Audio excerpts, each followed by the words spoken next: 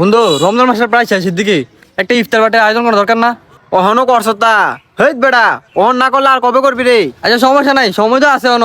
ল পরশু আয়োজন করি। হ করলে তো করে যায়। আর তোর কোনো কাজটা আসেনি, ফিরি নি তুই। আর দূর বেড়া, আমি তো সবসময় ফ্রিতে, কোনো সমস্যা নাই। এবার তোর ভালো করে আয়োজন করাম, বোরানি থাকবো, খেপসা থাকবো, তারপর অনেক কিছু থাকবো। বাইরে তোর কথা কয়ে জানাই আর কি। আর না না বেটা, আয়োজন যেহেতু করা, আমি তো বড় ধরনের আয়োজন করা, মানে ছোটখাটো কিছু আনাম নি কোনো। হ সবার কম 550 করে দেয়া দিত। আর তুইও তোর টাকাটা বিকেলে লই আইস। হ্যাঁ কত? সবাইতে যত হয়তো তো 550 টাকা দিয়ে দিবি। আরে বেটা আমার এতক্ষণ মনে পড়ছে, শনিবারে তো বেটা আমার তাল তো বোনের দাওয়াত আছে আমার। হইতো না শনিবারে বেটা। আরে বন্ধু আমি যাইতালাম না রে, অন্য দিন হলে যাইতালাম, বলে শনিবারে হইলে পারলাম না। আরে কসকিতা, তোর সারা বড় মত হইতো না। আচ্ছা তুই তো শনিবার থাকতি না, ডেট একদিন পিছিয়ে দেই, রবিবারে যা। ওকে আরে বন্ধু মনে পড়ছে, রবিবারে তো বেটা হইতো না। তোর শনিবারে তো আমার তাল তো বোনে দাওয়াত দিছে, রবিবার আমার বেয়ানের ভাই দাওয়াত আছে।